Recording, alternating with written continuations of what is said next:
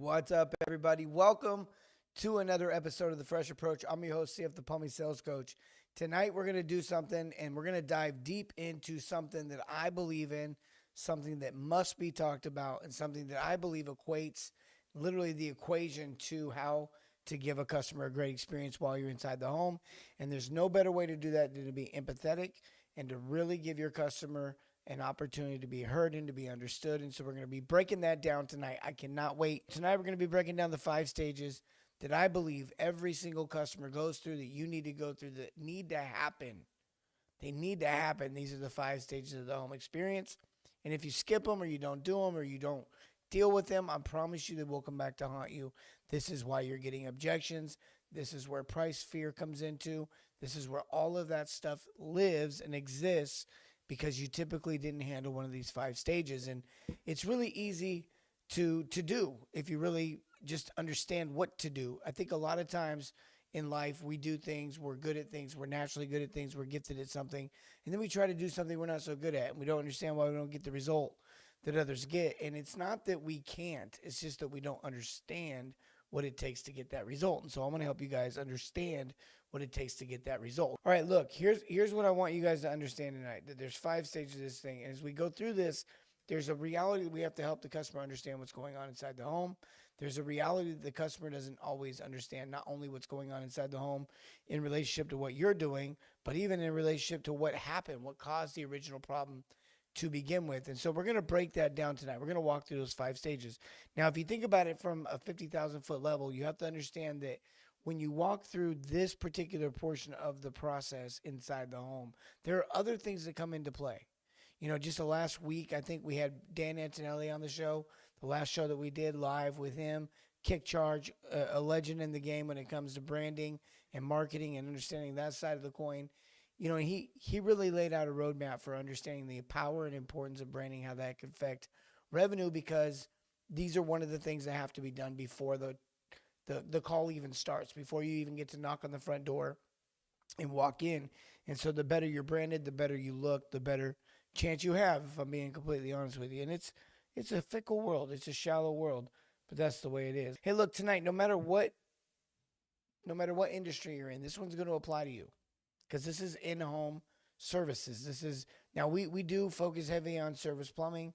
That is the industry that we work with, and we offer all kinds of options for companies to get better and to thrive and strive, and to do that. We train techs and we work with the plumbing companies. But tonight we're going to break down how the 5 stages goes. And this is doesn't matter what we're doing here. It doesn't matter if it's plumbing, HVAC, electrical. Doesn't matter which one it is. And there's others too.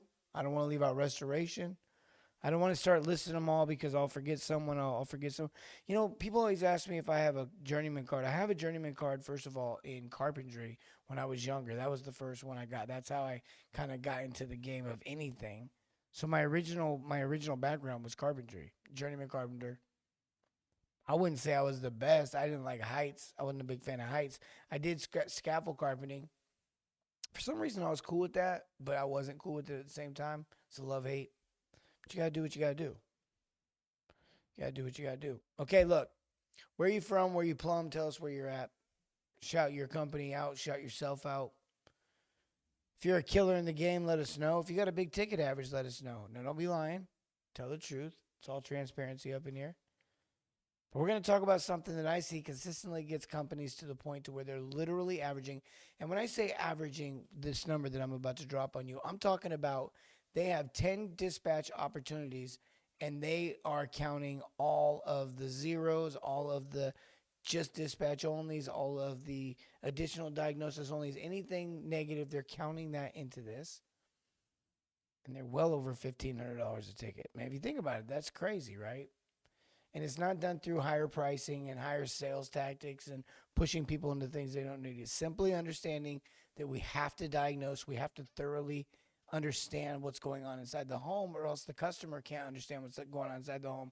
And it's not that we're solving just problems right now for a minimum at these big expensive prices. We're just finding more things to help them avoid these same problems again. That's all.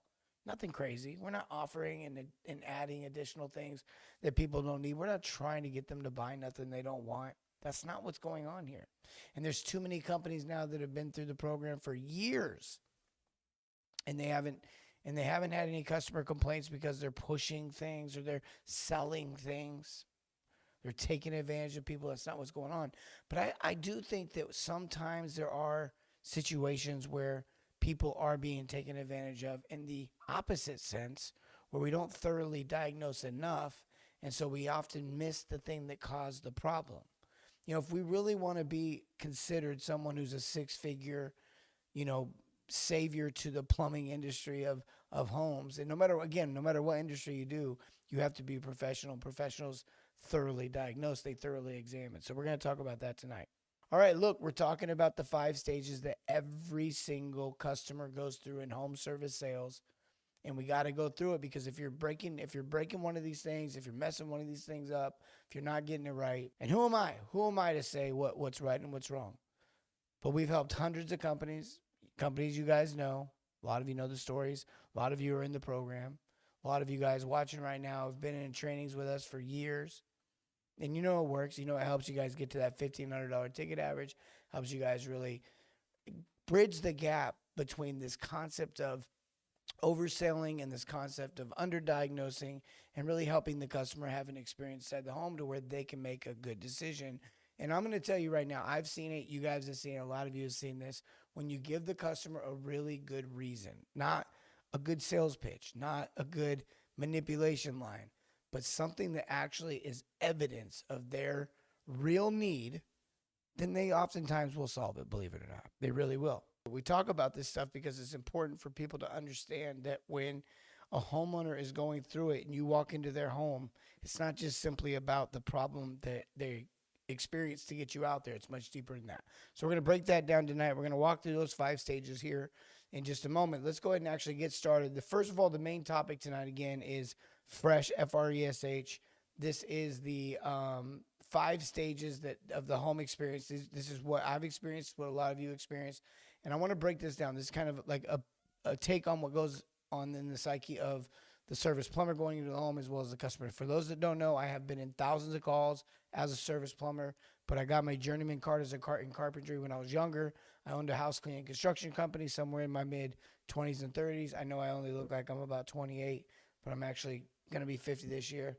And so this gray hair is because I have 8 kids. Me and my wife have been married for 28 years or 27 years. Oops, just jumping ahead a little bit. And so, look, at the end of the day, all I'm saying is I've been there and seen some things. And so what I'm going to break down tonight is the evidence of what I've seen over my lifespan. And I think that a lot of people have seen this as well. When I break this down, it's going to make a lot of sense. So in the first phase, we got fears. Okay, this is our first stage of the reality. Customers in fear mode, they typically, in service plumbing specifically, and even in HVAC, I would imagine, and sometimes in electrical and maybe even in storm situation with roofing and whatnot, or restoration for sure, the customer is waking up to something they didn't expect. But in service plumbing, almost always they're waking up to something that they did not expect. And they're a little bit in fear mode. And I think a lot of people think that the fear the customer has the most is price, but it's really not price. There's a couple other things that come up, but the one I'm going to just mention really quickly here tonight is that who's the person coming in my home? Because at the end of the day, price, solution, all those things are going to revolve around the individual coming into their home. And there's a lot of people that people don't want coming into their home. Okay, there's a lot of different reasons for that, but everyone's got their likes and dislikes, and we have to understand that coming into someone's home, we're coming into their home. Like, we're coming into their home. And I think sometimes we forget that. And, it is a reality that we're doing them a favor. We're coming in there in some ways and helping them do something they can't do. And they're going to pay for that favor. And so that changes it from a favor more to a service and a responsibility and a burden. And so we got to go in there and we got to take care of that customer. But they are really concerned up front with who. That's why when Dan talked a week ago and he talked about branding really helps solve some of that anxiety of who. When you're clearly marked and you're clearly uniformed and you're treating the lawn with respect in the way that you walk up to the home, all those things start to tell them a little bit about who you are. And these things matter. This fear mode the customer's in, it's real. And it can be commoditized, meaning it can be simplified and boiled down to something as simple as price, objection, or I don't want to do that right now. I don't trust the diagnosis. I don't trust the solution. Yeah, how many of you are picking up what I'm putting down? How many of you are smelling what I'm putting down? Hey, look, if you're really trying to get better at home services and you don't understand that the customer's in fear mode of some kind, you just feel like you can just kind of run them over or take over the whole situation, you're crazy. And this idea that the customer isn't in some sort of fear mode, look, you're probably not getting the best version of that customer. I think a lot of times we go, well, this customer is really nice, that customer is really mean. Maybe this customer is just better at handling stress than that one. But at the end of the day, they are in fear mode, and we all react differently when we're in fear mode. Everybody does. Everybody acts differently when they're in fear mode. So that's the first stage. The second stage is review. Now, just imagine for a second if in the first stage, if customers in fear mode, which I promise you they are, there's three fears that every customer deals with. I talked about one of them being who's coming into my home, who's going to be fixing this, are they qualified, can they handle it, are they polite, are they trustworthy, can I trust them around my family, can I trust them around my money, can I trust them around my animals, can I trust them with their knowledge and experience, all that kind of stuff. And now we move into review, meaning they're about to explain their situation. How many of you have ever been in a moment where you're upset or you're frustrated with a product or service or business? You go to complain and you only want to talk to the manager because no one else is qualified to help you. How many of you have been in that situation? And I guarantee a lot of you, if not all of you, have been in this situation. If you were to broaden your mind a little bit, maybe you weren't upset about a product or service, maybe you're excited about something, maybe whatever. But there's always these times in life where we feel like I need to find this person because they're the only person that can help me. And you feel like they're the only ones qualified and educated to do it. And if you've ever been in that situation, it wouldn't be crazy to think that the customer wants somebody that's an expert, someone that knows what they're doing. And there's a very, at the end of the day, we boil it down to getting better at listening. But man, there's so many aspects to listening. In fact, we do this boot camp with every company that comes through our program. And the first thing we want them to do is, hey, take all your texts through the boot camp because the boot camp kind of helps them learn these 5 stages, how to deal with them and whatnot. And we get into this review section. It's day 2, and it's like, look, listen. And it's like a whole day of just learning how to listen better. That's how big it is. That's how important it is. Because if customers don't feel heard, they can't take advice from you. Think about it like this: if you, number one, if you meet someone or you have a friend, how many of you have a friend that gives you advice on things they've never experienced? Like they've never had any kids and they're giving you parental advice. They're like, dude, this is what I would do if it's my kid. Like, you don't even have kids. How many of you how many of you, hey man, here's how I think you should invest your money. Like, bro, you still owe me $30. How many of you have been in this situation, right? And so you need to know that the person that's giving you advice knows what they're talking about, and they need to have been there before. So if you're going to get into review where the customer's just like, hey, look, here's actually everything going on in my home. There's been times where you've been in a home and they're like, yep, no other problems. This is it. This is all I got. This is the only issue I have. Don't look anywhere else. You start working on it. They agree to the price, whatever. You start working on it. Halfway through the solution, they're like, hey, do you also work on faucets? And you're like, what? Yeah, I'm a plumber. Raise your hand if that's happened to you. Tell me in the comments, yeah, that's happened to me. Just put work, WORK in the comments if you've gotten additional work after starting work. That just magically all of a sudden they're like, oh yeah, you know what? I do. Now that I think about it, my basement is flooded. How many of you have seen this before? Yeah. So we know it's true. They just need to warm up to us a little bit and feel comfortable with who's coming in that home. And review is such a big deal. It's such a big deal. And so if we can get that understood that the fears are real, and if we can reduce those fears and put some ice on it as we teach inside of our boot camp, you really got to calm those customers down. And then you got to really get the customer to open up and be like, hey, this is honestly what's going on in my home. And we need to be respectful of that. We can't just be like coming at people real hard in the paint, trying to be like, okay, every time they go And then I get this buildup in my house, and you're like, softener. You need a softener. Let me sell you a softener. Don't be that person. It's not what we're doing. That is not what we're doing. What we are doing is we are showing the customer what's actually happening in their home. And it's a 5-stage process. The first one is reducing those fears. The second one is reviewing with the customer what's been going on. And that involves a whole lot of listening. And we have to really pay attention when we listen. Okay, customers going through fears. And when you start reducing those fears, they can start opening up a little bit. So therefore, you can review with them what they experienced, what's been going on, not just now, not just today, but historically, and not only in this home, but in their life. Not with everything, like where'd you go to college? Not that kind of stuff. But what they've experienced as a homeowner, what they've experienced as a person living in homes and using plumbing and using whatever service you provide. Okay, so we get through that stage of review, and then we start having to go, okay, I've reduced your fear. I've got you calmed down. Okay, everything's cool. You trust me. I trust you. You've given me a lot of information.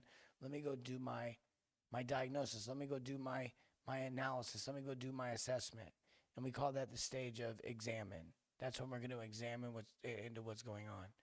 Now we're going to take not only what we've been called out there for. There's a symptom in that home that we've been called out there for.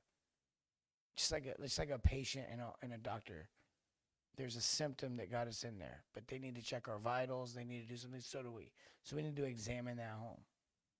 And when we examine the home, we don't need to look at every single piece of the home. They don't need to go x-ray my big toe when my stomach's giving me issues. But at the same time, we do need to consider all the things that affect the stomach. And so in the same way as we go into a home on plumbing, service plumbing, or whatever service you provide, you have to consider this. You have to absolutely consider how this may affect you long term when you're giving advice inside this home for this one symptom. So therefore, we're going to examine everything related back to this symptom and that might be causing problems. I know I use the word symptom a lot right there. I'm doing it on purpose because I don't think we look at it the right way. And so we've got to get really good at this because the customer's counting on us to, one, not take advantage of this moment where they finally opened up and reviewed things with you. But number two, so that we can absolutely go in there and make sure that this doesn't happen again. I can't tell you how many times I've seen a $200, $300, $400, $500 plumbing problem cause a $5, $6, $7, $8, $40, $50,000 restoration problem. Can't tell you how many times that's happened. And when that happens, I feel like it's somewhat responsible to anybody that may have been in that home in the last few months that may have missed the opportunity to observe some things that the customer could have taken care of early. Now, look, make no mistake. If I go into a home, I equally don't feel bad about what's going on. It is what it is. I feel bad for them. I don't feel bad about the plumbing did the plumbing did what the plumbing did, and it sucks. But I got to take care of that and solve problems, and so I don't feel bad about making money on that. But after I've taken care of the problem, if I allow them to be in a position where they're vulnerable, I feel bad about that. Now, on the other side of that coin, I want to be careful not to be aggressively selling them things they don't need or bringing up things they don't need. That's why I want to show them the evidence, show them what's going on in the home, and as I'm doing that, I want to allow them to ask me what's going on with solutions and different things like that. And when that happens, I usually then become the advisor instead of the salesman. And it's, look, some people need a softener. Some people want a tankless. Some people want to replace their toilet. Some people don't. A lot more people do than you think, though. A lot more people do than you think. And we can't uncover that if we don't go through the process that requires you and the customer to both be mentally present so you can kind of get through this together. Like you're a team. You're taking kind of the burden of their checkbook, their wants, their desires, their values, and your expertise, your knowledge. It's funny because I get all these people on the internet that'll hit our page and they'll say, "Oh, he's just a salesman or he's just that," and it's like, okay, that's cool, whatever. Think whatever you want. But obviously, you have no clue who I am. But they'll make these judgments like, "Oh, I bet you've never even been on a call," and it's like, that. First of all, it's a sad world that we're in where that could probably be true in a lot of cases on the internet. But, man, I'm on calls all the time. I see people all the time. I wouldn't want to give you guys advice if it wasn't something I had done before. I've done a lot of it. And I've done a lot of training on it. And I've done a lot of coaching on it. And I absolutely love it. I love affecting the experience inside the home. But we got to make sure that we're not afraid of the money. We're not afraid of the problem. We're not afraid of the solution. We got to make sure that we go in there, kind of with, as they say, don't sell from your pocket, or don't sell from your wallet, or don't sell from your ability, or don't sell from, because the customer can't. If I could go pump oil and refine it and get it into my gas tank, it'd probably be a lot cheaper. But I don't know how to do all that stuff. I don't want to go milk cows. My wife does. She's all about it. She's like, let's do chickens. She wants to have a farm. I'm like, what is going on? Look, so when you talk about these 5 stages, when you start going through this mentally, you get the fears review and the examine. There's a huge reality to a customer's mentally kind of like at this stage going, okay, what did you find? What do you got? And it's funny to me because a lot of times I'll get guys that'll come to me like, well, they didn't want me to look at anything else. And I'm like, well, that's cool. I don't want you to look at anything else just to look at anything else. But was there other things we should have looked at? And how'd you frame that to make it to where it seemed like it was kind of a choice? I'm not someone to go in now before I get killed right here for saying that. I'm not someone that's going to be like, I'm looking at this, I'm doing that. But if I need to look at it because it affects the initial reason why I'm out there, then I need to look at it. For example, if I need to take your pressure to warranty the item that I'm installing, I need to take pressure. If I need to check your main in order to make sure that I can shut water off as a backup or as a primary to work on whatever item you got me out there for, then I need to check your main. It's not really like, would you like me to check your main? It's, hey, can you show me where the main is? Because I need to shut water off to this thing. And I just find it so interesting where people are afraid of those topics. Like, and then if the customer's like, well, no, most people just shut it off out of the street. I'm like, okay, that's cool. Has anyone ever offered you the ability to shut it off inside your home? And if they go, no, that's fine. I got my own meter key. I'm a boss. I'll dig the yard up myself and shut. Okay, cool. No problem. If they go, well, no, wouldn't that be expensive or something? I said, well, it just depends. Then we get into the call a little bit more. We're looking at some things, and all of a sudden they don't like their toilet. They don't like the old toilet that I'm there to fix. We start talking about maybe a couple more toilets. That leads into a bigger conversation. They go, I wouldn't mind getting a price on 3 toilets. And I go, well, we'd probably do it. I'd probably upgrade your shutoffs. And I'd probably even maybe hook you up with a main. And they go, wow, you do all that. And you just never know where these conversations go. But if you can't force it, you have to diagnose it. Hopefully you catch that. The 4th phase is suggest. Now, if you're going to make suggestions, right, offer options, they should be suggestions. They shouldn't be do this, do that. I know a lot of people that would probably disagree with me on this, and they'd say, oh, no, you got to tell the customer what they need, or tell the customer that, what should happen. But I don't know. I've found a lot of success in not doing that and just being very much letting the customer fully understand and make their own decision. I've had a lot of people that I probably could have got to do option 3, and they did option 2. High five. Good for them. I never count the money I didn't make. I'm always focused on what I did do. Like what did we solve? What did we fix? And I'm not worried about, because as long as I let them choose, hey, they're equally responsible for asking questions if they don't fully understand what's going on. Not like in the sense of I'm going to razzle and dazzle them and mind trick them. But I mean in the sense of if they decide to go with a smaller package and someone says, well, you didn't do a very good job explaining them that they needed to do option 3. It's like, well, look, I put the cards on the table. They were allowed to ask questions too. I'm trying to give them the best advantage I can here by not accidentally swaying them one way or the other, because I don't want to be responsible for them doing option 3 when they could have gotten away with option 2 or 1 or whatever, and it would have held.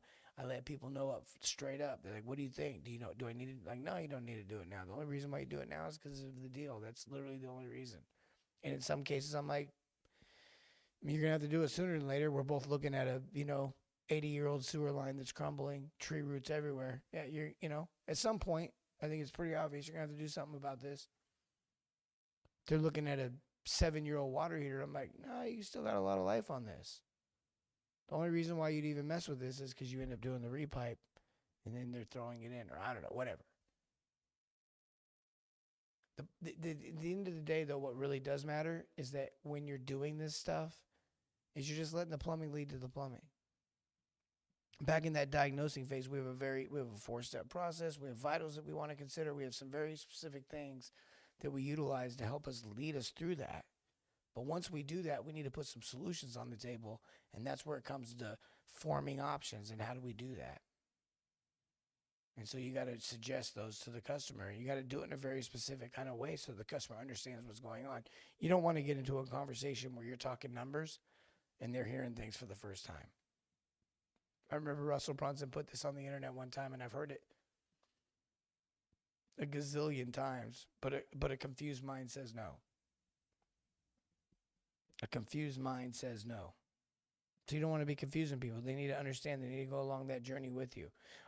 Yeah, look, I mean, when you just think about this for a second, if it really is possible that somebody's doing well, and I think about restaurants, fine dining restaurants, regular Chili's restaurants. Everyone's got a different strategy at making money, and some of them are fast food status, they kind of quantity. Some of them are fine dining status, and that's quality, and they just have a higher ticket average. Like if you look at the average spend per person at Chili's, it's less than the average spend at someone at a fine dining restaurant. They're just raising their ticket average. I could say the same is true for like a Trader Joe's. I could say the same is true for like a Delta.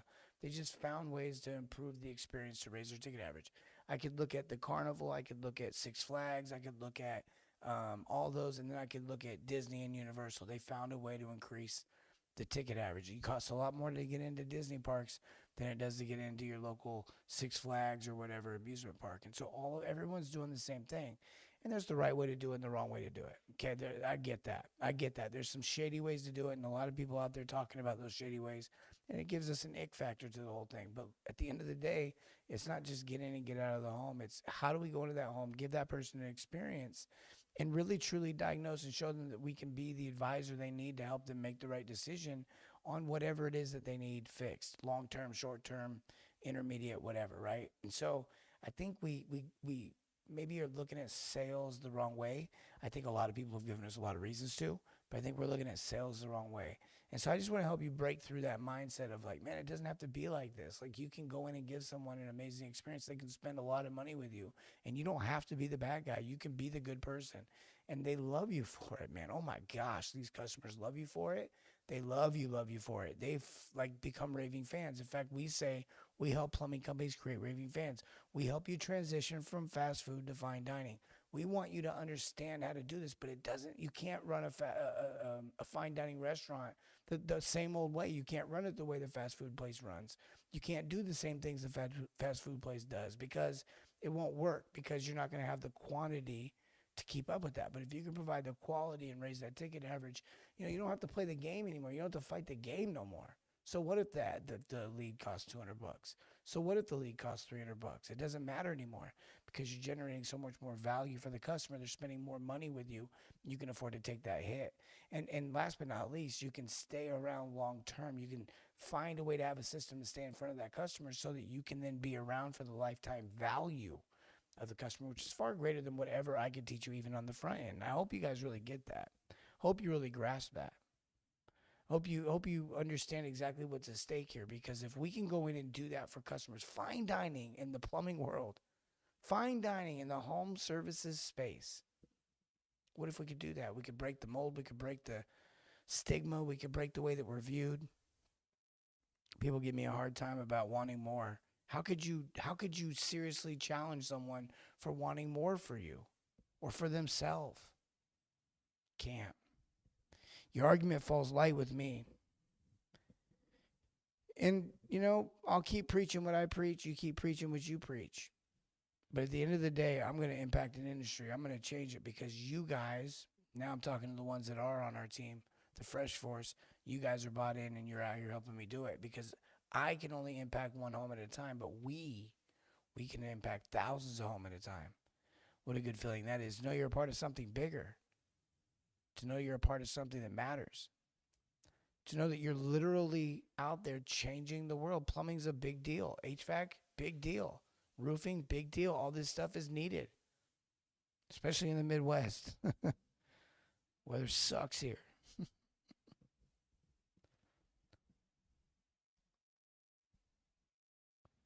Look, if you want an absolute opportunity to understand how to do what we've been talking about tonight. If you want to really get a good grasp of how to do this tonight, email us at info@theplumbingsalescoach.com, or you can go to raisemyticketaverage.com. And if you go to raisemyticketaverage.com, I think they've got some specials on there for you. But I want to show you guys exactly how I've shown a lot of other companies how to teach their team, their plumbers, their CSRs, everybody how to go through and really build an experience for the customer. Look, I'm telling you right now, if you really want to get good at getting into the home and giving the customer a great experience, I think they flashed the last one up there. The last one is help. I'm going to break that down here in a second. But if you really want to get good at this experience, you need to understand where the customer is coming from. Okay, so for the first stage, it was fears. They're in fear mode. Who's coming in their home? There's some other fears that we talk about in that boot camp. But the who is what we focused on tonight. Who's coming into their home? Do you know what you're talking about? Do you know what you're doing? Have you been plumbing before? Have you been in the game long? Are you going to try to rip me off? Sell me stuff I don't need? Tons of fears there. Number 2, review. We talked about if we can reduce those fears, if we can somehow show them that we're trustworthy, if we can start to earn their trust, earn their respect, then we can review the problem with them. They can be heard. They can get it off their chest. They can explain things to someone that matters, to them that matters. Then we got into examine. This is where we take all the information that we've learned and we go through the home with them to see if what they suspect is true, and if there's any other additional issues, if there's anything hidden, if there's anything else being affected by this. We need to be a professional here, not take advantage of people, but at the same time, we can't be ignoring stuff. And then we suggest solutions to whatever we just found based off the evidence that we found and also what they told us when we were listening, back when we were reviewing. And then we get into help. And when we suggest those options, we want to make sure that we position ourselves in a way that really helps them. And so that's where that last one, help, comes in. It's not clothes and it's not, how to get them to buy it. It's help. Because I believe they've probably told you all the things that they need to be reminded of that they've already decided on before you suggest these options. Because if you did it right, it's based off of what they said. And so I would just remind them of what they said and say, hey, look, I put this one in here because you mentioned this. You had said something about having a bunch of family coming all throughout the summer, and you were worried about the other bathroom, so I did put in an option here for 2 toilets. You don't need the second toilet yet, but if that's what you want to do, we can get that done for you, and I just move on. And then when I get back to delivering my options, I come back and I go, now, which one of these makes the most sense to you? Which one of these makes the most sense to you? I don't corner them. I don't try to position them to say yes 3 times. I don't get them nodding their head. I've seen a lot of that kind of training, like get them to agree to, 8 things or something, and then you can do all that. I'm not saying that stuff doesn't work. You don't need to. Hey, look, if you want to really grasp what I'm talking about, go to raisemyticketaverage.com. If you think that there is any way that I can help you, please just do that, and that we'll get it started. We'll get it popping. In less than a week, you'll be rocking and rolling. You'll be doing things you couldn't believe, and it'll be because you have the blueprint, you have the plan, and that's half the battle, right? Knowledge is half the battle. You got to know what's happening, where it's going, and I think this will also help you with efficiency, so you don't get stuck in the home too long. Sometimes you're in there 2-3 hours diagnosing, and they don't end up doing anything, or you're in and out of there in 15 minutes, and they do something, but it's not. It's not anything, and then they still call the office and complain about the price. What up, Mike? Mike, quick cop in the house, Fresh Force.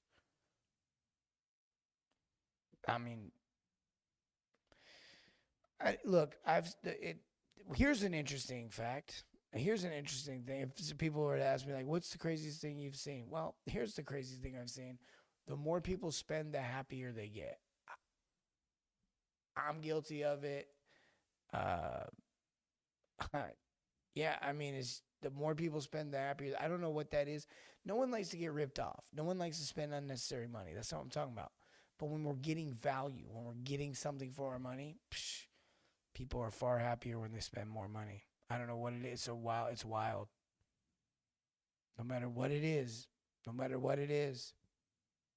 it means more. for some reason. It matters more for some reason. Look, I'm telling you what I know. I'm telling you what I've experienced.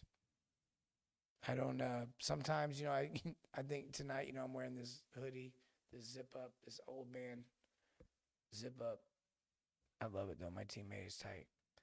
I got this shirt on. And then I wore a suit, speaking at some event, and I get butchered either way I go. I'm not really one to, play the part, so to speak. Like I don't play the part very well. Like I don't do just who I am is who I am. But I can tell you all this stuff I'm telling you tonight is stuff I have personally observed. The stuff that I have done, experienced, taught others, watched them experience it. It is what it is. And I don't, a lot of this stuff will correlate. If you go back to like a Jim Rohn or a John C. Maxwell or, Zig Ziglar, you start hitting those guys up, you're probably gonna hear some similarities, probably different wording, but it's, at the end of the day, it's relationships. And I think people miss that. And it's like we all go looking for this magic pill or this really cool, like, new way of doing something. And it's like, no, there's just a better way of doing the same old thing, which is building and establishing true relationships and positioning yourself as an expert, finding and diagnosing problems, and then giving people solutions and treating them fair and honest and letting them do more solution at a better cost, at a better rate. And when you do those things, it's not magic. Of course it's going to work. And it works in every industry, and we've brought it to the plumbing industry. That's the thing that I did. I brought it to the plumbing industry. Now I teach it to thousands of people, hundreds of companies, and we see results like you wouldn't believe. And I love doing the show. I love doing the podcast. If you don't know about our podcast, go check that out, Spotify and all those. And we do clips and reels, and we're all over the place. I think we're hitting, 4 to 5 million views right now every 28 days. It's crazy. It's pandemonium. I don't understand. It's like I'm famous in the plumbing world, but nobody in the real world. I love it. Like, I love doing this with you guys. I love doing this with each and every one of you. I appreciate each and every one of you. I can't believe we get to do this with you guys, but that's why we do it, because we love you. We want to make impact. Remember to serve your community and everything, not just plumbing. Have a great night, everyone. Fresh.